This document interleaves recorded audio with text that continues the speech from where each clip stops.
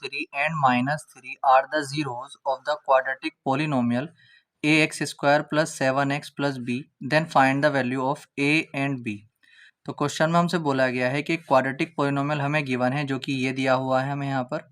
इसके जो दो जीरोज हैं वो एक तो 2/3 है और एक -3 है। तब उसके बेस पे हमें इस क्वाड्रेटिक पोलिनोमियल में जो a और b आ रहा है, इन दोनों की वैल्यू हमें यहाँ पर फाइंड करनी है। ठीक है, तो सबसे पहला काम, इस पोलिनोमियल को हम यहाँ पर लिख लेंगे।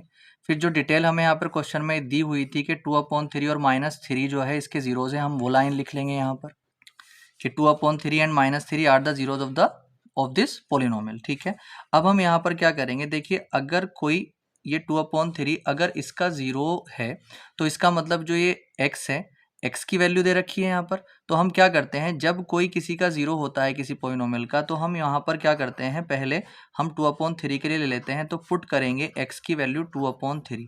तो जब इस पोलिनोमियल में हम x की जगह 2/3 रखेंगे तो हम वहाँ पर इक्वल टू में 0 लेकर के चलेंगे। तो a इंटू 2/3 के ऊपर पावर 2, a इंटू एक्स की जगह 2/3 के ऊपर पावर 2 प्लस 7 मल्टीप्लाई एक्स की जगह 2/3 और प्लस में आ जाएगा b इज इक्वल टू में कितना आ गया हमारे पास 0।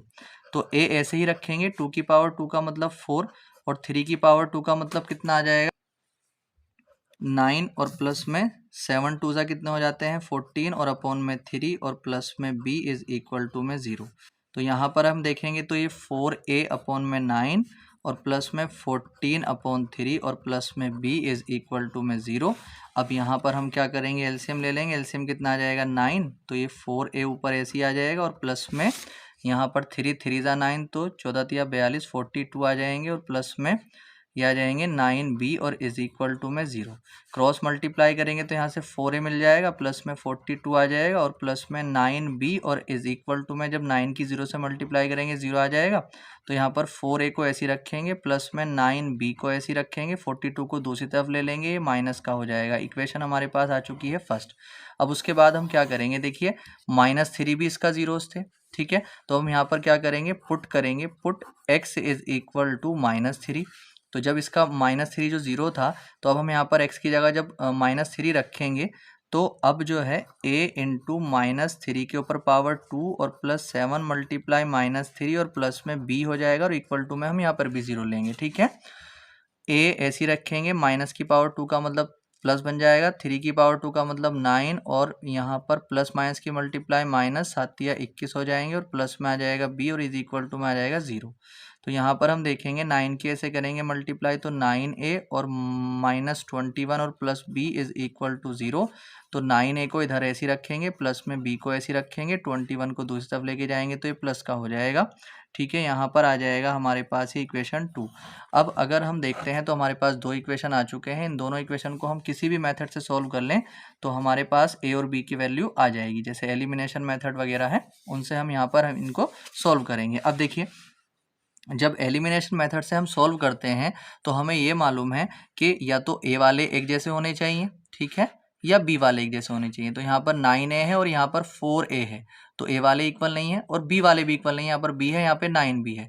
तो b वाले इक्वल करने के लिए हम क्या कर लेते हैं, इस इक्वेशन को 9 से मल्टीप्लाई कर लो तो ये 9b हो जाएगा, यहाँ पर भी 9b है। तो हम यहाँ पर मल्टीप्लाई 9 कर लेंगे तो ये कितना हो जाएगा 9 9 ज़ा 81a और प्लस में कितना आ जाएगा 9b और इक्वल टू में 9 1 ज़ा 9 9 2 ज़ा 18। ठीक है, इक्वेशन हमारे पास थर्ड आ चुकी है और जो ये इक्वेशन फर्स्ट थी इसको इसके नीचे लिख लेंगे हम, प्लस में 9b और इज इक्वल टू में -42 और यहाँ पर हम क्या कर देंगे, इनको माइनस कर देंगे। जब इनको माइनस करेंगे, माइनस क्यों करेंगे, क्योंकि इन दोनों को जो इक्वल वाले उनके साइन एक जैसे हैं, तो हम यहाँ पर सब्ट्रैक्ट करेंगे, यहाँ पर सब्ट्रैक्ट लिख देंगे।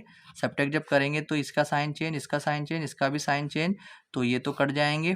81 में से अगर 4 चले जाएंगे तो हमें मिलेगा 77a और इक्वल टू जब इन दोनों को ऐड करेंगे तो यहाँ पर कितना मिलेगा, हमें प्लस के मिलेंगे 9 और 2 कितना आ जाएगा 11, कैरी कितना आ जाएगा आपके पास 1, 8 और 1 9 4 13 हासिल 1 और ये कितना आ जाएगा 2। ठीक है, जब a की वैल्यू यहाँ से हम निकालेंगे तो 2 3 1 और अपॉन में 77 और 77 से ये 3 टाइम कट जाता है तो a की वैल्यू हमें मिलेगी 3। ठीक है, तो a की वैल्यू मिल चुकी है। अब a की वैल्यू हम क्या करेंगे, किसी भी इक्वेशन में पुट कर देंगे तो हमें क्या मिल जाएगा, हमें वहाँ से जो b है वो भी मिल जाएगा। तो हम यहाँ पे लिखेंगे put value of a in equation first. तो फर्स्ट में रख दो। तो फर्स्ट क्या था हमारे पास 4a और प्लस में 9b, 4a plus 9b is equal to में -42। ये इक्वेशन फर्स्ट था हमारे पास। तो 4 मल्टीप्लाई a हमारे पास कितना आया था 3 और प्लस में 9b और इज इक्वल टू में -42। तो यहाँ पर 4 3 ज़ा 12 और प्लस में 9b इज इक्वल टू -42। तो यहाँ पर 9b इज इक्वल टू -42, इधर आकर के माइनस के 12 आ जाएंगे।